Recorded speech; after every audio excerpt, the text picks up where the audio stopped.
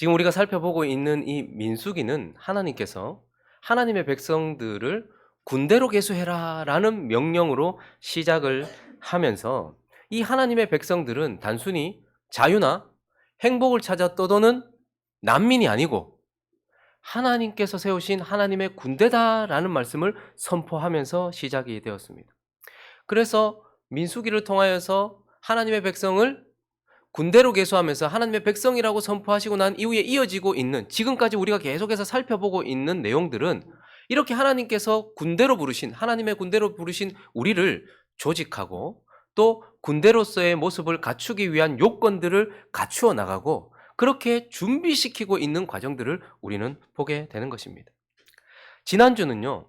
12지파의 지휘관들 한 사람 한 사람씩이 하루씩 하나님께 어마어마한 헌물을 드리는 장면, 지휘관들이 하나님께 헌물을 드리는 장면을 보았고 그것을 통하여서 하나님의 군대, 하나님의 백성은 하나님께 드릴 때에 어떠한 모습이어야 하는지 우리가 하나님께 무엇인가를 드릴 때에 어떠해야 되는지에 대한 교훈을 살폈고 그렇게 하나님의 군대로서의 조치를 하나하나 해가셨어요. 근데 오늘 본문은요. 지난주 살펴봤던 본문은 12지휘관들이 드린 헌물에 대한 내용이었다면 오늘 본문은 이스라엘 백성 전체가 레위 지파 전체를 하나님께 드리고 있는 장면을 보게 됩니다. 9절부터 한번 볼까요? 9절부터 11절까지 한번 읽어보겠습니다. 시작. 레위인을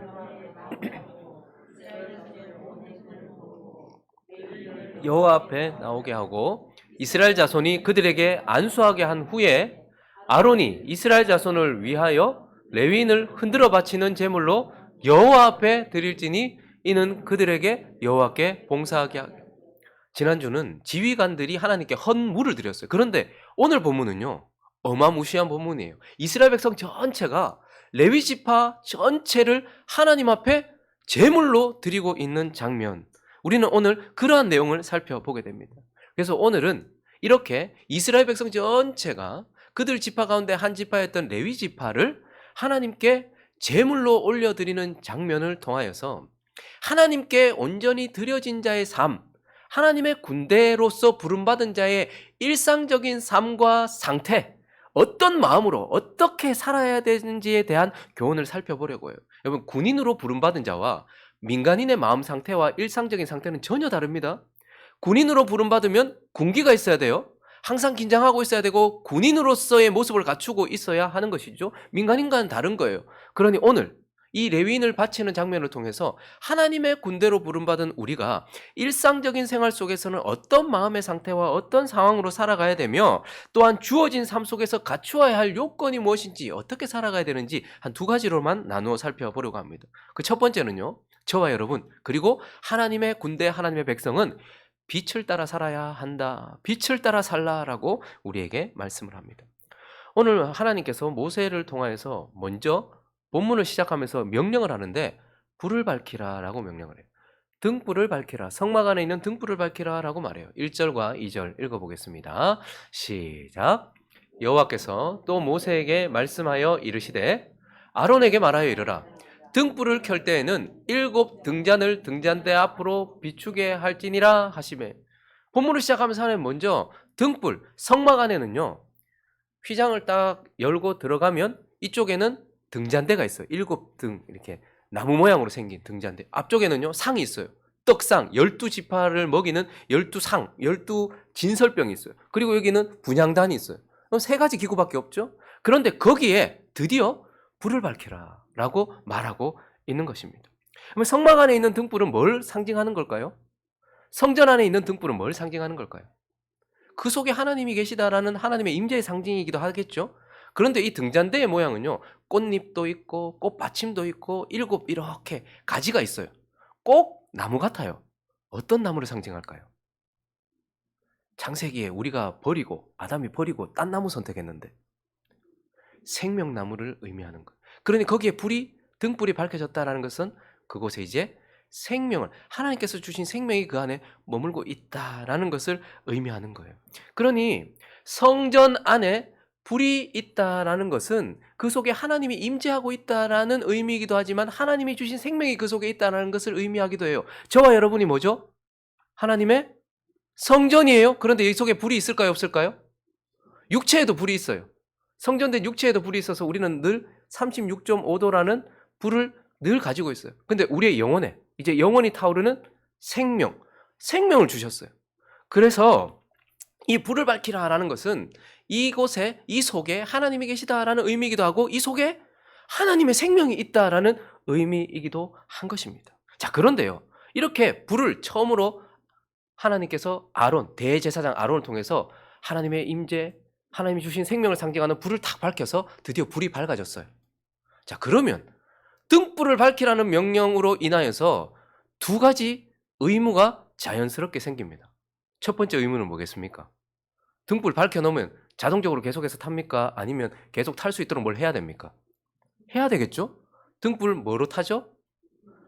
그냥 아무 기름이 아니라 순전한 기름, 오직 여기에만 쓸 수 있는 기름, 그 기름을 계속해서 해야 되는 거예요. 레위기 24장 한번 가볼까요? 1절부터 4절까지 한번 읽어보겠습니다.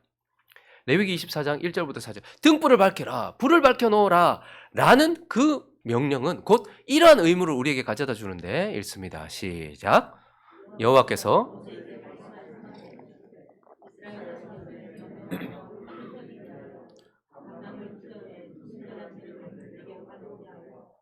계속해서 아론은 회막안 증거궤 휘장 밖에서 저녁부터 아침까지 여호와 앞에 항상 등잔불을 정리할지니 이는 너희 대대로 지킬 영원한 규례라. 그는 여호와 앞에서 순결한 등잔대 위에 등잔들을 항상. 자, 2절 앞으로 좀 가주시겠습니다. 2절 한번 보시면요, 등불을 정리하는 건 대제사장이에요. 항상 아론이 할 수 있어요. 그런데 그 등불이 계속해서 타오를 수 있도록 기름은 누가 준비해요?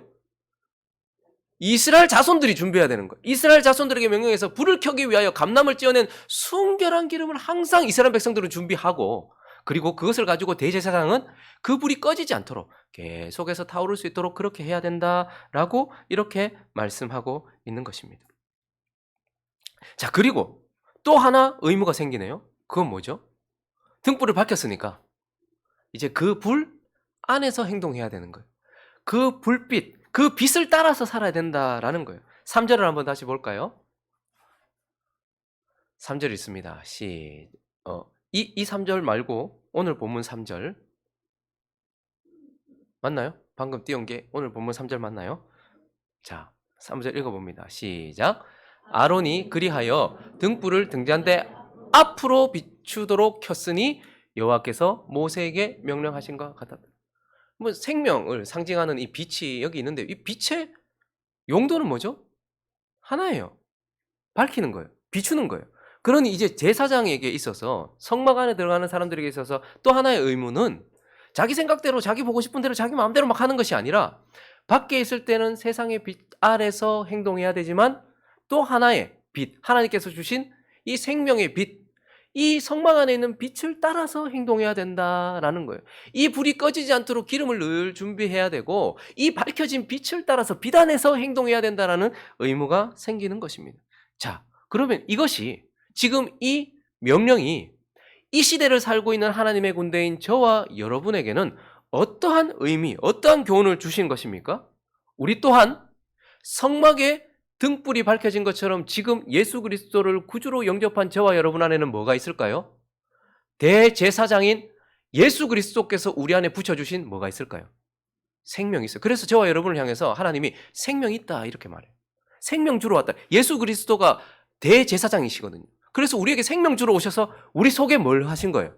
생명을 붙여주신 거예요. 자, 그러면 이제 우리는 뭘 해야 될까요? 이스라엘 백성 전체가 그 불이 꺼지지 않도록 순전한 감람 기름을 늘 제공해야 됐고 그것을 늘 구해야 됐던 것처럼 우리는 뭐 해야 될까요? 예수 그리스도의 생명이 꺼지지 않도록, 그 주신 생명이 계속 활활 타오르도록 성령을 늘 구해야 된단 말입니다. 그들이 순전한 기름을 구했던 것처럼 우리는 늘 성령으로 충만해야 되고 성령을 구해야 되고 성령을 하나님께 늘 달라고 해야 된다라는 거예요. 그래야지 우리 안에 생명이 완전히 없어지진 않겠죠. 이 생명은 영원한 생명이니까요. 그렇지만 이 생명이 여러분 사는 것과 수명이라는 것과 건강 수명이라는 것은 다릅니다. 요즘에 수명이 많이 올라갔어요. 그래서 100세, 120세까지 계신 분도 있더라고요. 근데 정말 우리가 원하는 건 이 수명이 아니고 건강 수명이에요. 하나님이 우리에게 생명을 주셨어요. 우리 안에 모두가 다 예수 그리스도를 믿는 저와 여러분 안에 생명이 있어요. 그런데 이 생명이 생명력으로 가득한 사람이 있고 그렇지 않은 사람이 있어요. 그런데 이 생명으로 가득하기 위해서는 반드시 기름이 있어야 되는 것처럼 우리는 성령을 늘 구하고 성령 안에 있어야 되고 성령으로 충만해야 된다는 거. 그러므로 하나님의 백성된 저와 여러분, 하나님의 군대는 성령을 늘 구하는 삶. 그래서 하나님이 그리스도의 이름으로 이걸 구할 수 있도록 기도라는 수단을 우리에게 주신 것입니다. 그러나 무엇보다 중요한 것은 성령으로 충만한 것과 함께 이제 그들이 거기에 있는 앞으로 비치는 빛을 따라서 행동했던 것처럼 우리 또한 우리 안에 주신 빛, 그것을 따라 살아야 된다라는 거예요. 우리 안에 계신 성령을 따라.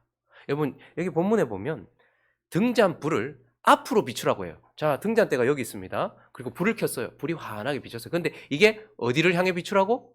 옆도 아니고 뒤도 아니고 위도 아니고 어디를 향해요? 앞을. 그러면 앞으로 비추면 그 앞에는 뭐가 있을까요? 뭐가 있을까요?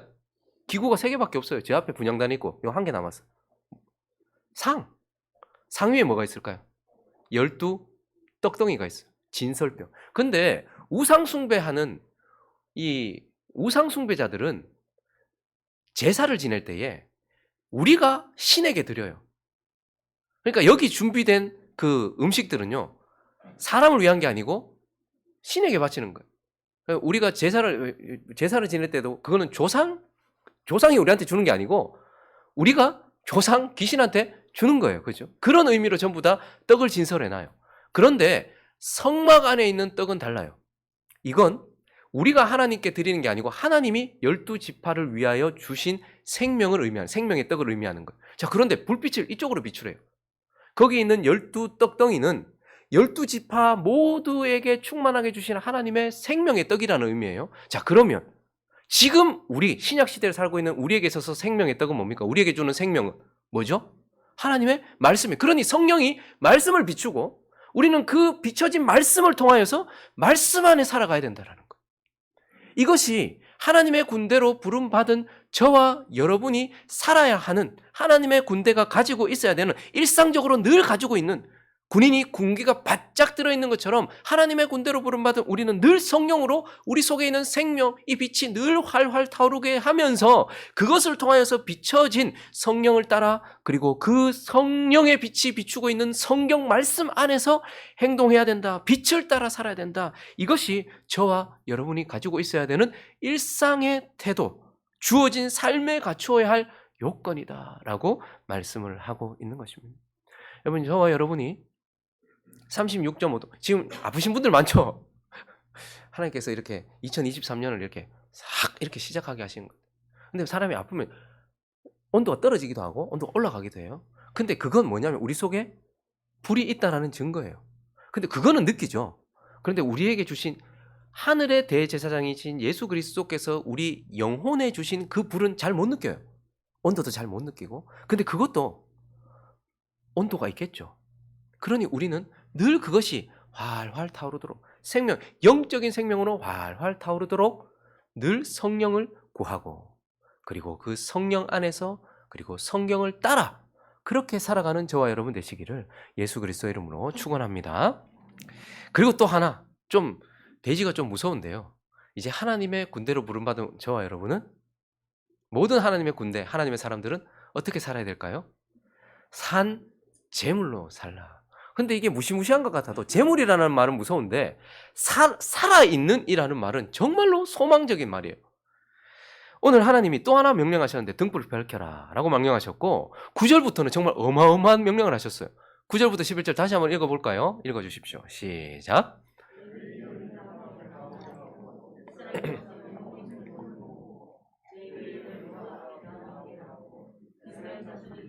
안수한 후에 아론이 이스라엘 자손을 위하여 레위인을 흔들어 바치는 제물로 여호와 앞에 드릴지니 이는 그들에게 여호와께 봉사. 지금 한 사람도 아니고 레위 지파 전체를 하나님께 제물로 드리고 있는 장면을 보게 됩니다. 여러분, 우리가 이스라엘 백성 전체를 군대를 계수해라 라는 명령과 함께 그 다음에 이어진 것이 레위 지파를 계수해라 라는 명령을 통해서 레위인들, 레위 지파가 어떤 의미가 있는지 한번 살펴보긴 했는데 복습을 한번 해보면 이 레위 지파는 어떤 자들인가? 16절을 한번 보시면요. 레위 지파는 그들은 이스라엘 자손 중에서 어떤 자? 내게 온전히 드려진 자. 그러니까 레위 지파는 이스라엘 백성이 12지파가 있지만 그 중에서 하나님께 온전히 그냥 바쳐진 자들이에요. 하나님을 위해서만 존재해야 되는 자들이라는 거예요. 그래서 레위지파 하면 하나님께 온전히 그 삶이 드려진 자다라는 의미를 가지고 있고, 또 하나는요. 둘째 줄부터 보니까 왜 그들이 근데 온전히 바쳐졌지? 왜 하나님은 그들을 온전히 바치라고 했지? 그 이유가 뭐냐면 이스라엘 자손 중 모든 초태생, 처음 태어난 자를 대신해서 내게 바치라는 거예요. 그러니까 레위지파를 왜 바쳤냐? 12지파 이스라엘 백성 전체에 처음 태어난 것들을 대신해서 바치라는 거예요. 처음 태어난 걸 내게 바쳐야 되는데, 그런데 그들 대신에 레위지파를 바치라라고 말씀하신 거예요. 그러면 또 우린 질문합니다. 그럼 왜 이스라엘 백성 전체 중에 처음 태어난 걸 왜 하나님께 바쳐야 되는데? 17절 이스라엘 자손 중에 처음 태어난 것은 사람이든지 짐승이든지 다 내게 속하였음은 내가 애굽 땅에서 모든 처음 태어난 자를 치던 날에 그들을 내게 구별하였다. 그들은 고센에 있었고 이집트 전체에 죽음의 신이 하나님께서 죽음의 심판을 내렸어요. 모두가 다 죽어야 되는 그때에 이스라엘 백성에게만 어떻게 했습니까? 대속의 은혜로 말미암아 처음 태어난 것, 바로의 아들부터 시작하여 저기 가축의 첫 태생까지 모두 죽었던 그 밤에 이스라엘 백성들만 생명을 얻었어요. 뭘 통해서? 대속적 죽음을 통해서. 더 깊이 들어가면 장자가 다 죽어야 되는데 예수 그리스도라는 하나님의 아들, 그 하나님의 장자를 대신 죽이고 대신 생명을 얻었단 말이에요. 그러니까 그걸 기념하는 자들이 초태생들이고 그 초태생들 대신에 어떻게 하는 거예요? 레위인들을 바치라고 했던 거예요. 그러니까 레위 지파는 대속의 은혜의 증거들인 거예요. 초태생들이나 그 장자를 바쳐야 했던 그들이 레위 지파들을 보면서 와, 내 아들 바쳐야 되는데 저들이 내 아들을 대신했고, 그 장자들도 와, 내가 저기서 하나님께 드려줘야 되는데 저들이 나를 대신해서 하고 있다라는, 하나님께서 대속적 은혜로 내게 생명을 주셨다라는 것을 기념하는 살아있는 대속적 은혜의 증거들이었다는 말입니다. 근데 무엇보다도 이 레위 지파들은요, 대신 바쳐져서 이들이 해야 되는 걸 하나님께 대신 막 행동하고 있잖아요. 그러니까 레위 지파만 섬기는 것이 아니라 이게 뭐냐면 본복이었어요. 하나님을 어떻게 섬겨야 되는지를 가장 가까이서 섬기는 레위 지파들을 보면서 사람들은 중앙에 성소가 있어요. 근데 그 성소를 누가 둘러싸고 있습니까? 레위 지파들이 둘러싸고 있어요. 고앗 자손, 무라리 자손, 게르손 자손, 그리고 앞에는 아론과 모세의 아들들. 그러니까 이스라엘 백성들이 하나님을 보기 위해서 성막을 쳐다보면 하나님이 보이는 게 아니고 누가 보여요? 레위 지파가 보여요. 그러면 레위 지파가 어떻게 하는가를 보면서 하나님을 이렇게 섬겨야 되는가 하는 것을 알게 되는 본보기이기도 했다는 거예요. 그런데 무엇보다 중요한 것은 오늘 11절을 한번 보십시오. 우리가 바쳐진다고 생각하면 얼마나 무서워요. 근데 읽어요. 읽어보겠습니다. 시작. 아론이 이스라엘 자손을 위하여 레위인을 흔들어 바치는 제물, 요제예요, 요제. 제물로 여호와 앞에 드릴지니. 자, 그러니까 이스라엘 백성들은 단순히 그냥 하나님을 위해서 사는 자들이 아니라 제물로 바쳐진 자예요. 그럼 근데 이게 왜 은혜인가 하면 하나님께 드려진 제물은 모두 다 뭘 잃습니까? 하나님께 드려져 놓고 생명 얻은 거 봤습니까? 전부 다 죽은 제물이에요. 죽을 제물이에요. 그러니까 하나님께 드려지면 죽어요. 생명을 내놓아야 돼요. 목숨을 내놓는 거예요. 그래서 번제단 위에서 다 그 순간 하나님께 드려지고, 그리고 하나님께 생명을 바쳐서 사라지는 거예요. 하나님께 올려지는 거예요. 그런데 레위인들은 죽음을 요구하시지 않고 뭘 요구하셨어요? 삶을 요구하셨어요. 남아있는 그의 삶 전체를 요구하시면서 레위 지파는 한 번에 자기 생명을 바치는 죽은 제물이 아니라 죽을 때까지 하나님께서 허락하신 시간 내내 하나님께 드려지는 살아있는 제물로, 살아서 하나님을 섬기는 제물로 하나님께 바쳐졌다라는 거예요. 그래서 하나님은 레위 지파를 살아있는 제물로 받으셨기 때문에, 그러므로 6절부터 8절을 보시면요, 중요한 게 있어요. 여러분, 죽을 제물도 흠이 있으면 돼요, 안 돼요? 절대 안 돼요. 흠 없는 1년 된 순양 뭐 이런 거예요. 그런 것처럼 산 제물도, 앞으로 계속해서 살아가야 될 제물도 어때야 되는가 하면 이스라엘 자손 중에서 레위인을 데려다가 어떻게 해라? 정결하게 해라. 근데 어떻게 정결하게 해요?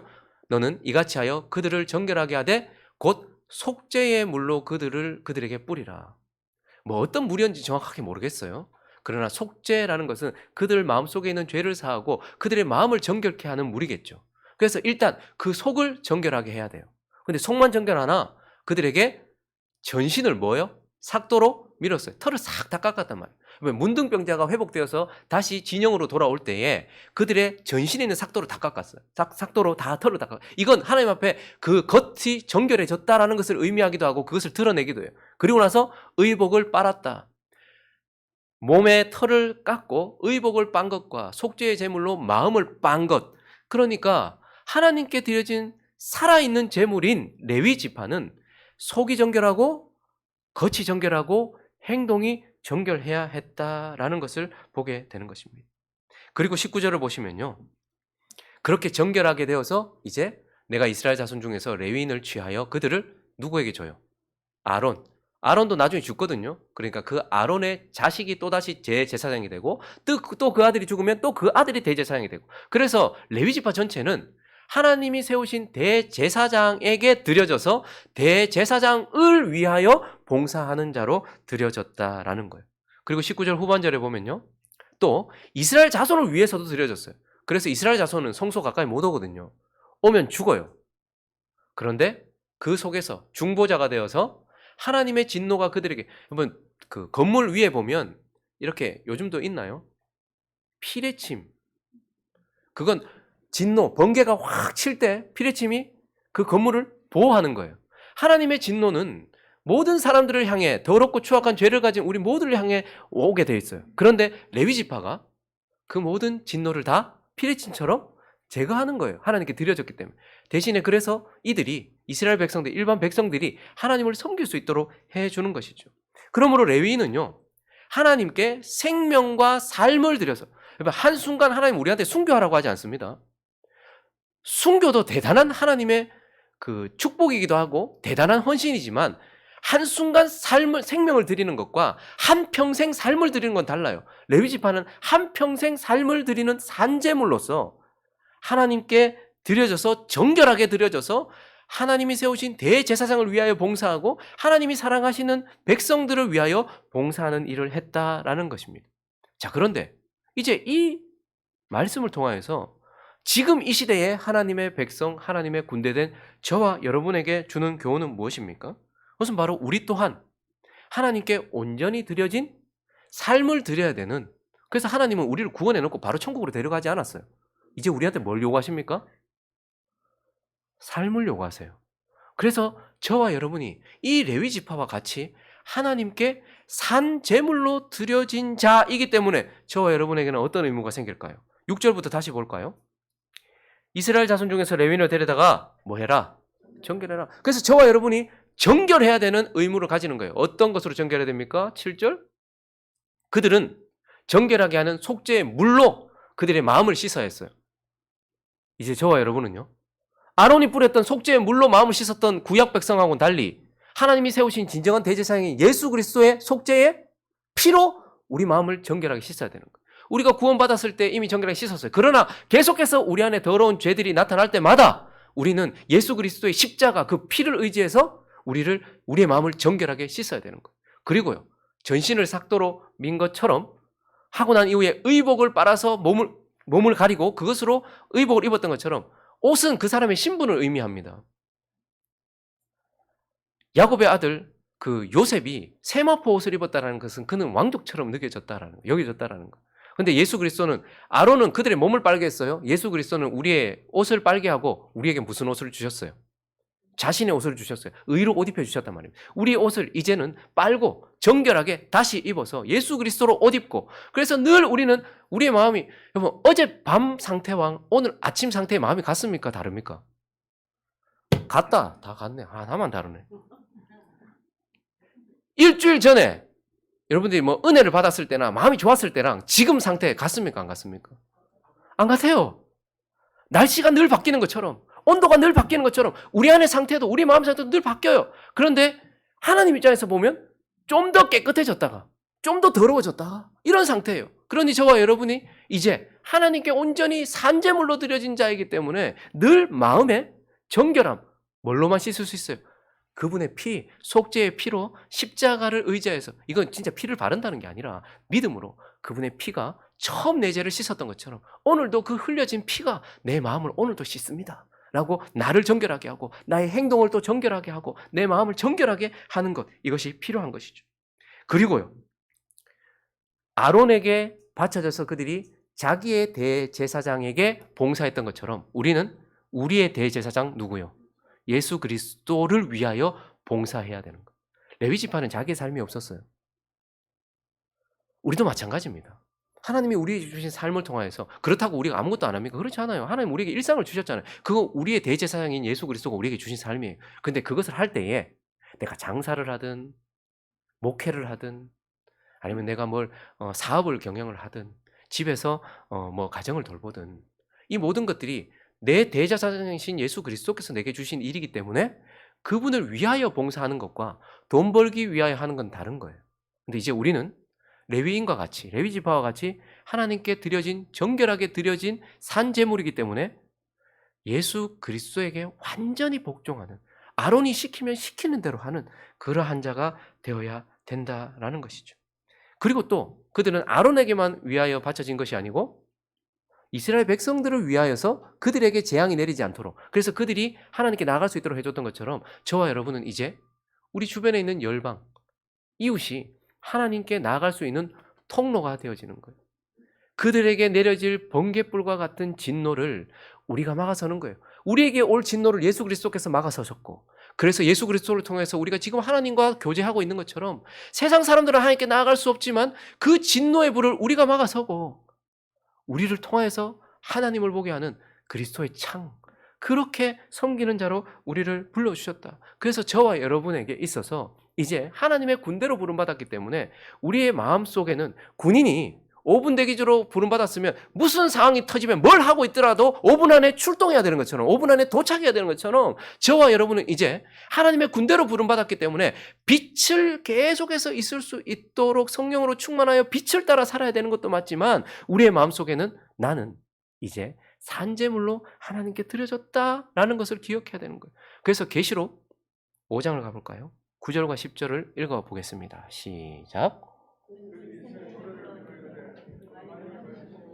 그 인봉을 떼기에 합당하시도다.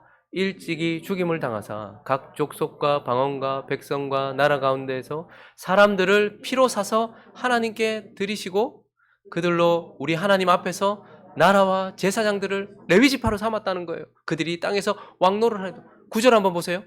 여러분, 오늘 이날에 보면 이스라엘 백성 전체가 와가지고 레위 지파한테 이거 하고, 그 다음에 누가 하나님께 이들을 제물로 드렸어요? 아론이 드렸죠. 그런데 요한계시록을 보십시오. 저와 여러분은 누가 드렸나? 백성과 나라 가운데서 사람들을 피로 사서 예수 그리스도께서 하나님께 우리를 드렸단 말입니다. 흔들어서 요제로 레위 지파를 드렸던 것처럼 예수 그리스도는 피로 저와 여러분을 사서 하나님께 요제로 우리 자신을 드렸다는 거예요. 그래서 로마서 12장 1절의 말씀이 우리에게 오는 것입니다. 그러므로 형제들아, 내가 하나님의 모든 자비하심으로 너희를 권하노니 너희 몸을 하나님이 기뻐하시는 거룩한 산제물로 드리라. 이는 너희가 드릴 영적 예배니라. 고린도서 6장도 가보실까요? 너희 몸은 너희가 하나님께로부터 받은 바 너희 가운데 계신 성령이 전인 줄 알지 못하느냐? 너희는 너희 자신의 것이 아니라 값으로 산 것이 되었으니 그런즉 너희 몸으로 하나님께.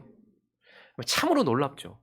몸으로, 죽음으로 죽은 제물이 되는 제물도 있어요. 그런데 저와 여러분은요, 영원히 살아있는 산제물로 하나님께 드려졌어요. 그러니 죽을 제물도 정결해야 됐던 것처럼 산제물인 저와 여러분이 정결하게 날마다 마음과 몸과 행동을 씻고 정결하게 우리를 하나님께 드리신 아론이 아니라 진짜 대제사장인 예수 그리스도를 위하여 드리고 열방을 위하여 이웃을 드리는 자, 그런 자가 되어야 된다라고 말씀하면서 하나님의 군대는 빛을 따라 그리고 자신을 산제물로 하나님께 드린 자다.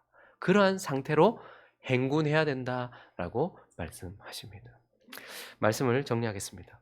여러분, 다윗의 선포를 한번 들어봤으면 좋겠어요. 마지막으로 사무엘상 17장 45절을 한번 읽어보겠습니다. 시작. 다윗이 블레셋 사람에게 이르되 너는 칼과 창과 단창으로 내 나가오니 나는 만군의 여호와의 이름, 곧 네가 모욕하는 이스라엘 군대의 하나님의 이름으로 내게 나가. 창세기를 처음 열었을 때 엘로힘이라는 하나님의 이름, 그리고 우리를 구원하기 위하여 언약을 맺으시는 여호와라는 이름도 있었어요. 그런데 하나님의 이름을 다윗은 뭐라고 부릅니까? 전쟁을 그렇게 많이 치렀던 다윗은 하나님의 이름을 만군의 여호와라고 해요. 그러니까 군대의 대장이다 이렇게 표현하고 있어요. 그래서 우리 하나님에게는요, 두 개의 군대가 있습니다. 하나는 천사들로 이루어진 천상의 천군 천사라는 군대예요.